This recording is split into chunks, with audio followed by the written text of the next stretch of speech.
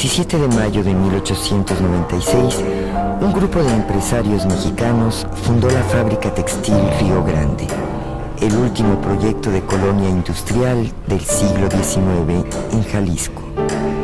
A través de 100 años de historia, tras sus fuertes muros se encierran las voces de las personas que formaron la gran familia de la textilera, y por sus naves resuena el eco de las máquinas que hace ya varios años fueron obligadas a callar.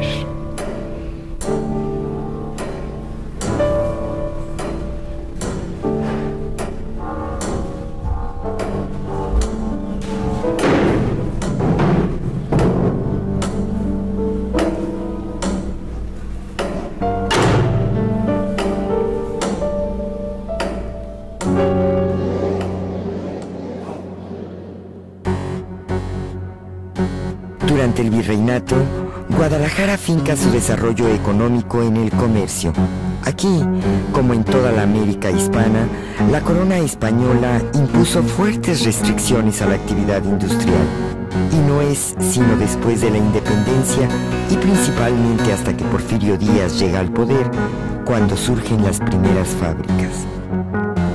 El establecimiento de infraestructura en comunicaciones y transportes, la existencia de mano de obra barata, el férreo control del país por parte del general Díaz y las facilidades para la inversión extranjera permitieron una acelerada industrialización que en muchos casos adoptó las experiencias fabriles inglesas.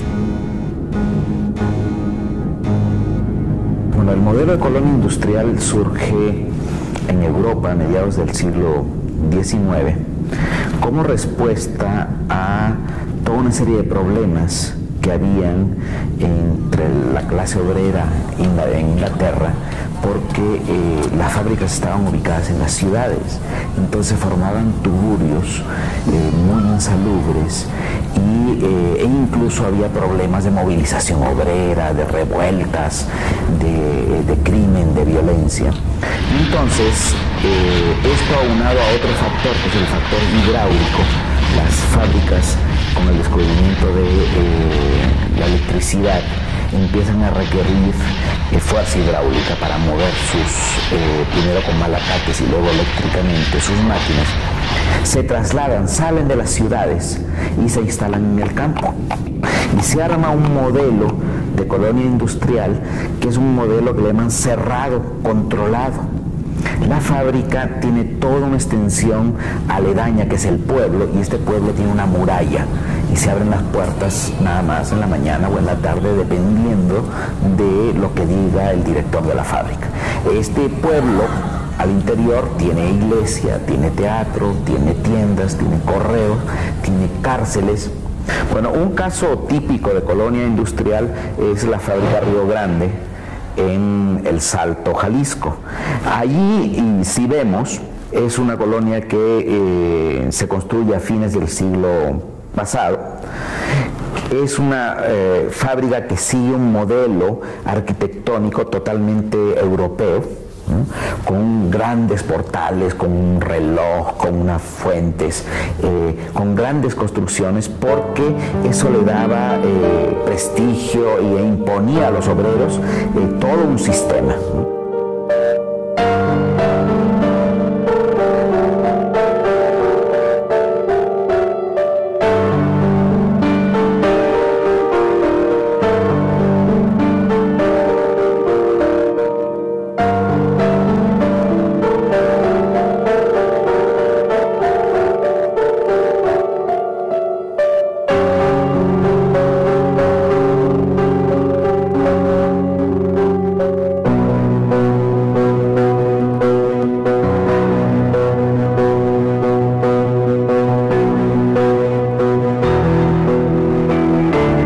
Se localiza en el poblado de El Salto, a las afueras de Guadalajara. Fue el origen del acelerado desarrollo fabril que ha convertido a este municipio en uno de los principales centros industriales del país. Debe su ubicación al río Santiago, que en otros tiempos corría a caudales al lado de la fábrica y que ahora prácticamente se ha extinguido. Don Francisco Martínez Negrete fue el promotor del proyecto y quien inició inició la construcción del edificio en 1896. Pocos años después, y debido a problemas económicos, tiene que venderlo aún antes de haber podido concluir.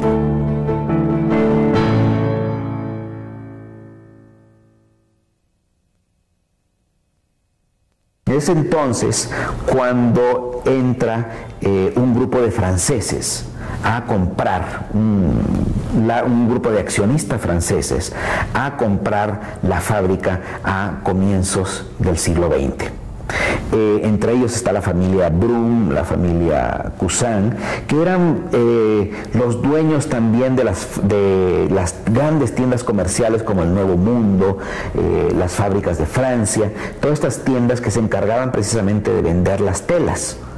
Y aquí, a ellos comprar las fábricas, ellos iban a ser los productores de los mismos productos que iban luego a vender en sus tiendas.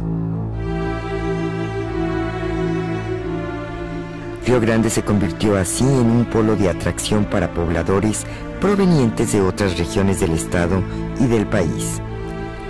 La abundante oferta de trabajo para hombres y mujeres y una política de nuevas contrataciones que daba preferencia a los hijos de los obreros permitió que muchas familias vivieran íntimamente ligadas a la fábrica por varias generaciones.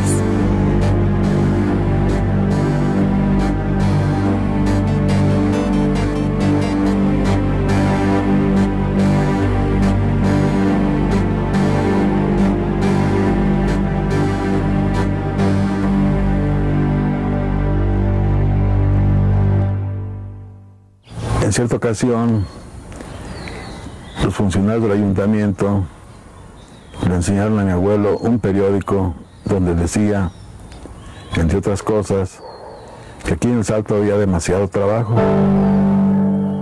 y que había trabajo hasta para las mujeres. Mi abuelo tenía 5 hijos, 4 mujeres y mi papá. Le dijeron, tú vaya con tus hijas y tu hijo, tú y tu esposa ya se hacen ricos. Mi abuelo se vino primero y se trajo a mi abuela y a mi tía la mayor. El día que llegaron al Salto, mi abuelo vino aquí a la puerta de la fábrica. Entonces, vamos a decir, los de la administración de la fábrica lo metieron y ese mismo día trabajó. En la colonia industrial, las condiciones de vida y trabajo solían ser mejores que en otros contextos urbanos. ¿Por qué? Porque la colonia, a cambio de sumisión, a cambio de que ellos aceptaran vivir en esas condiciones, le proporcionaba casa. Una casa sencilla, pero al fin y al cabo una casa, agua potable, electricidad. En las fábricas textiles trabajaban hombres y mujeres. Por lo tanto, el ingreso familiar no solo era del hombre, sino también era un ingreso familiar.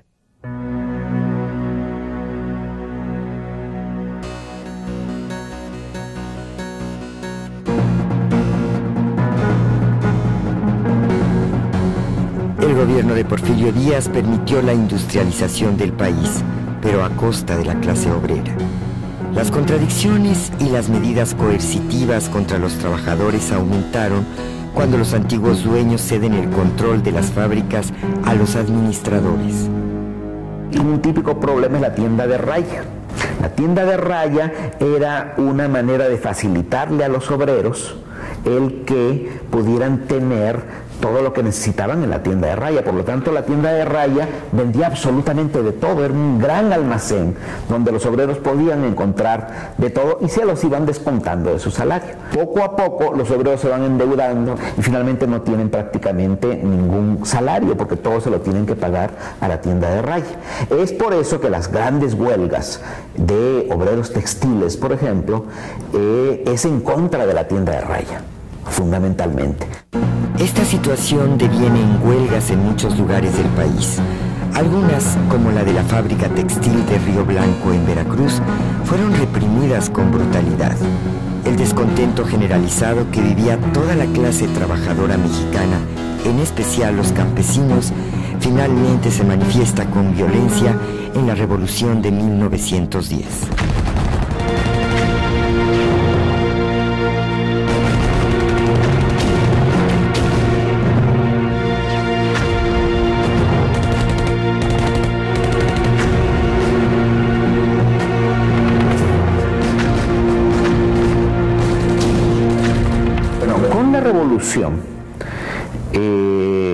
Se da un cambio muy fuerte en el nivel del campo, en el nivel agrícola. Empieza la reforma agraria y se empiezan a expropiar las grandes haciendas, pero no hay ninguna fábrica que sea expropiada en esos momentos.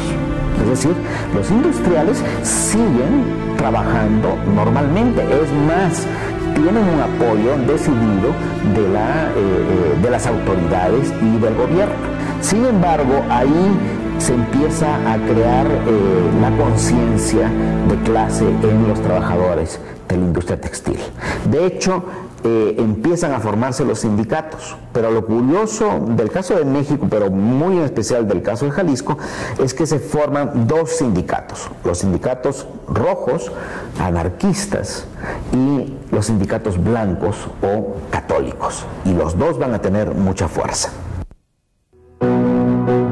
La pugna entre los dos sindicatos da lugar a enfrentamientos entre los mismos obreros y es finalmente el sindicato anarquista el que recibe el apoyo del gobierno. En Río Grande, el sindicato llega a tener tanto poder que en 1943 logra la separación de Juanacatlán para formar el municipio de El Salto.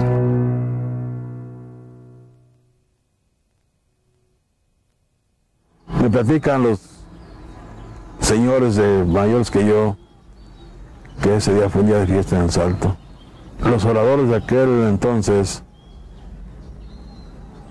hubo una fiesta y decían que era El Salto el único municipio de todo el país logrado la independencia, la separación de Juanacatlán por los obreros textiles. Lo interesante aquí es que los que van a controlar ahora el orden social ya no son los empresarios, sino que son los obreros. Y entonces la fábrica y los industriales tienen que negociar con los obreros, que son a la vez los dirigentes del municipio.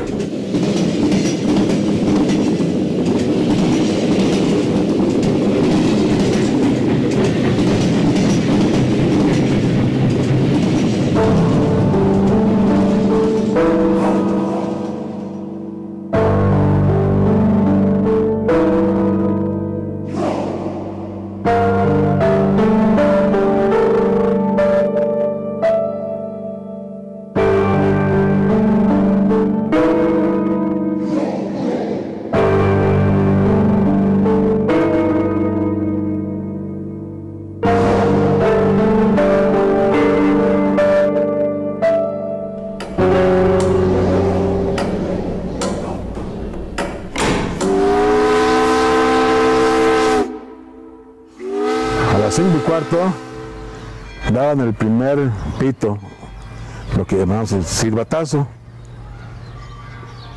y el único reloj público pues era el de la torre aquí de la fábrica. Los que tenían reloj radio, pues ahí oían la hora, y si no, pues aquí, el de la torre de la fábrica, a las 5:15 daban el primero, y luego el segundo a las 5:30, el tercero a las 5:45 y a las 5:50 le daban el chiquito, y siempre le daban más corto, el de las calderas, o al tirarlo le daban más cortito. Y con el chiquito ya sabías que faltaban 5 minutos y córrele, porque el portero, dando las 6, la cerraba. Pues yo sentía mucho gusto. Que cuando estaba el que pitaban, decía yo, ay, ya está pitando.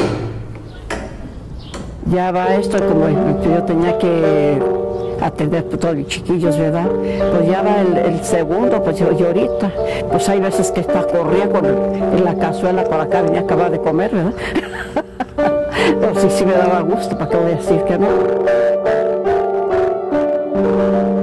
La gente tenía que madrugar porque en ese tiempo, cuando el río de veras tenía agua, no era un baño, tenía que pasar el puente. Y ahí viene uno y ahí viene otro y pues entramos corriendo. Porque lo que ahora le nombran el supervisor, aquel tiempo se llamaban el maestro, miraban que no habías entrado, te reportaban para que mandaran un suplente a cubrir ese lugar. Pues mire, de primero, mi estudio que yo estudié aquí fue tejedora. Trabajaba tupear la tela. Ya después me mandaban pues a donde ellos me mandaban. Anduve en la canillera, anduve en la devanadora, anduve en el carretero, anduve ya por última en la cordonera. Digo, hacía la cinta, la agujeta. O sea, hacía de muchas telas.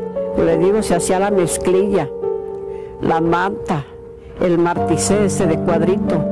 Había cajines que había esa tela cuadradita. También se trabajaron en la borra de la jerga las cobijas. Una temporada que echaron las cobijas. Todo eso se hacía. Desde el día que entra uno a la fábrica no tienes otra cosa más estar pensando en el horario de la fábrica, venir a trabajar. Y pues normalmente el ambiente de los pueblos, la convivencia.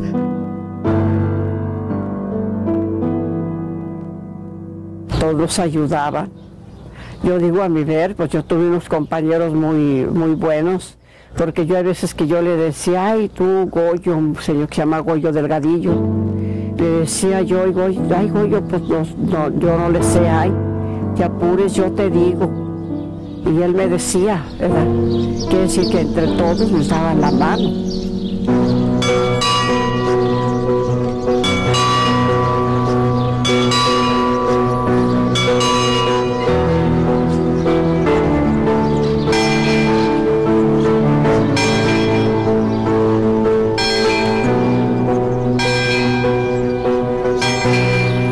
El ambiente, dada mi edad, era bonito. Pues que yo tenía mis 17 años y en ese tiempo, pues aunque te cansa el trabajo, lógico, pero se hace la jornada corta porque en ese tiempo entraba uno a las 6 de la mañana y a las 9 salía uno a sus casas a desayunar. La planta se paraba a 1 hora y en esa hora pues íbamos, desayunábamos. Yo calculo que más del 95% de los trabajadores, y todos en ciertas calles, vamos a hablar de la calle 50, 100, 200, hacíamos grupitos, la mayor parte del club deportivo donde pertenecías. Ya empezaban a pitar para regresar a trabajar y ya regresábamos, de tal forma que a las 10 ya estábamos otra vez a trabajar. Hasta las 3 de la tarde. La gente normalmente siempre ha sido muy trabajadora en ese aspecto. Se meten a trabajar y el tiempo se hace corto. Había muchos departamentos que había mucha gente, muchas mujeres trabajando. Y sobre todo, pues como te digo, llegaba todo. También había lugares para todo. Allá arriba, en la parte de arriba, era algo especial también. Así es que aumentaba mucho la producción de muchachos y de la mezclilla. No, pues a uno lo pensaban de peor, oiga. Las que no trabajaban. Peor una mujer así soltera, pues luego lo juzgan a uno, ¿verdad? A mí, pues más que pues, yo hice buena concha. Yo sabía que yo tenía que trabajar porque yo tenía necesidad de trabajar, pues formar mi familia. Usted sabe que siempre a las mujeres solteras siempre se los juzga mal. Yo quería que las muchachas se dijeran que yo trabajaba y cuando yo trabajaba no había añil, un poquito, poquito. Pero ya con eso yo ya pasaba y que me vieron la ropa de obrero y como que me sentía yo, y no nomás yo, sino todos los jóvenes,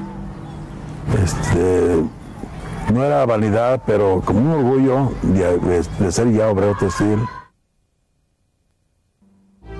Después de la Segunda Guerra Mundial, México inicia un periodo de prosperidad económica que se manifiesta, entre otras cosas, por una modernización en la infraestructura industrial.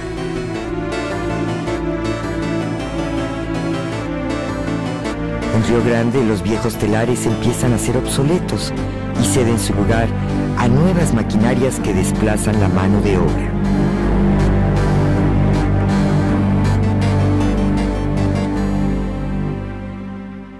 No me acuerdo exactamente, pero por ahí fue como el 40 y tantos. Fue cuando fue la primera modernización. No estoy muy seguro, pero sí más o menos por ese tiempo. Sí, es lo que te digo, que tuvimos que quebrar toda la maquinaria, sobre todo la cuestión de telares.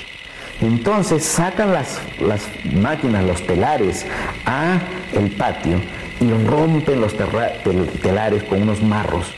Y la gente que había trabajado años y años con esos telares, que conocía todos los detalles, que le había adquirido un cariño, una relación con esa máquina, están realmente muy angustiados y llorando, viendo cómo el proceso de modernización significa la destrucción de las máquinas, una nueva etapa. Muchos rostros de mujeres pues, mayores de edad, ¿verdad?, que ya andaban llegando a los 50, 60 años, lloraban. Dale más recio, mendigo, le dijeron a que estaba destrozando. Yo volteé al grito así de una señora, volteé así, la vi con sus lágrimas así. Dijo, de esos telares se mantuvo mis padres, me mantuve yo, mantuve a mis hijos, les di escuela por estos telares. Y emigró mucha gente. Cada 8 días salían de 50 a 100 trabajadores liquidados. El sindicato es el que se encarga de señalar quiénes son los que se van a quedar. Y ellos recurren a una fórmula muy simple. Y dicen, son los jefes de familia los que se van a quedar en la fábrica. ¿Qué significa esto?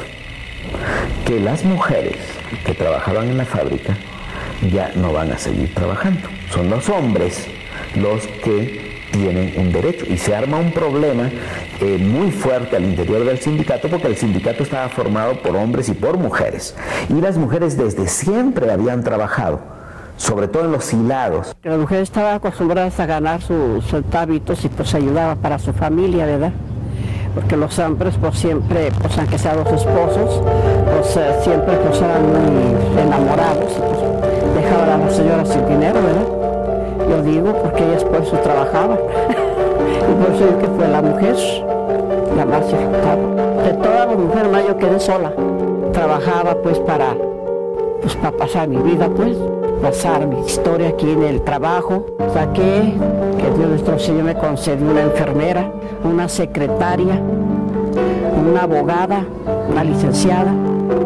Y ya ahora tengo 2 muchachos llanteros, tengo un electrónico, pero de aquí salió para ellos. Porque yo de aquí saqué para sacarlos adelante. Las nuevas modernizaciones que se dieron en los siguientes años permitieron a Río Grande alcanzar altas cuotas de producción. También empezaron a surgir nuevos conflictos laborales que desencadenaron en huelgas sucesivas. En 1982, la fábrica pasa al poder de la Confederación de Trabajadores Mexicanos, ahora bajo la denominación de Nueva Nacional Textil. Después de un breve periodo de esplendor, los problemas vuelven a aparecer y en 1995 se inicia otra huelga que a la fecha no ha tenido solución.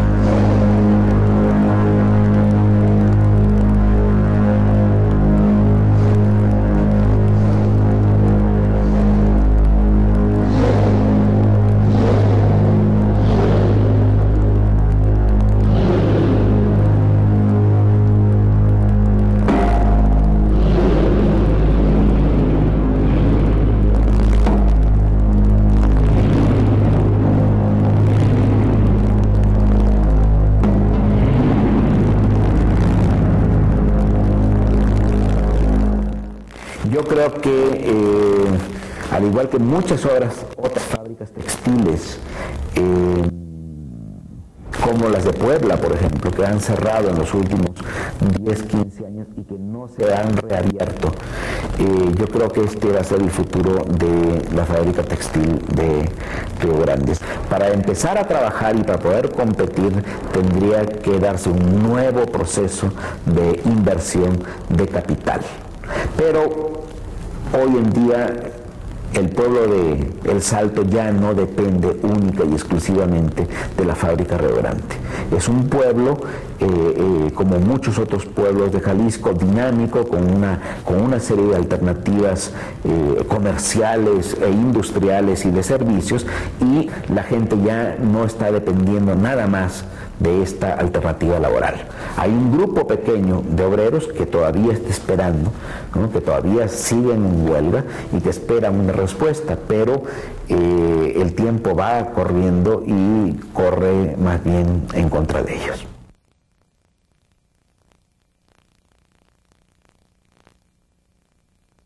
Que eso es lo que yo diario le pido a Dios, que pues que se arregle, ¿verdad? Que haya, que tenga compasión de los obreros de aquí. Yo estoy pidiendo a Dios vida y salud, porque ya no está lejano el día en que ya no veamos la bandera rojinera de la huelga. Este imponente monumento permanece abandonado y en silencio. Son los recuerdos de quienes aquí vivieron y trabajaron los que ahora dan vida a este lugar. Río Grande se levanta como un valioso testimonio del pasado que sintetiza más de 100 años de la historia en Jalisco y México.